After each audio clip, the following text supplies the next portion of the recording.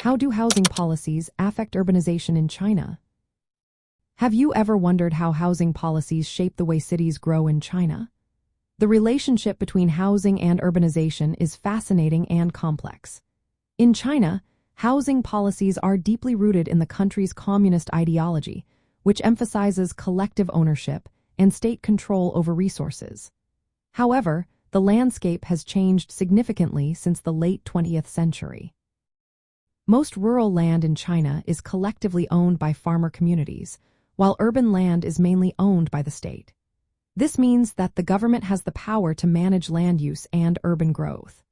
In the 1980s, China began to introduce market-oriented policies. These policies allowed the government to sell land use rights to developers and individuals, creating a blend of state control and market dynamics.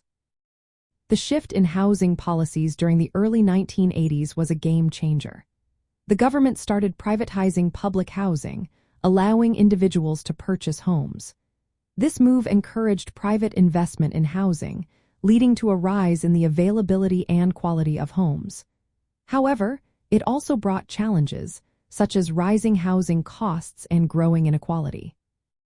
As housing became more accessible and appealing, more people flocked to urban areas. This influx has made cities more vibrant but has also strained local resources. The demand for housing in cities has driven up prices, making it difficult for some residents to afford a place to live. From a communist viewpoint, these housing policies may seem like a departure from traditional socialist values.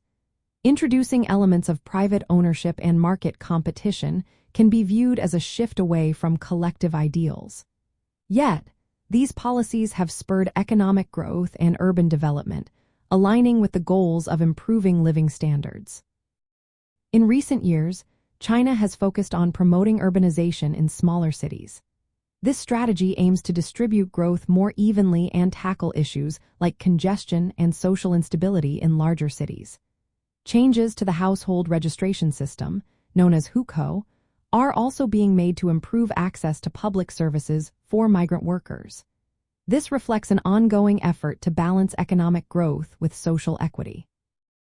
In summary, housing policies in China play a vital role in shaping urbanization.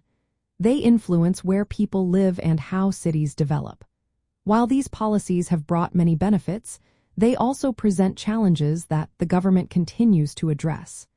Understanding this dynamic can give us a clearer picture of urban life in China today.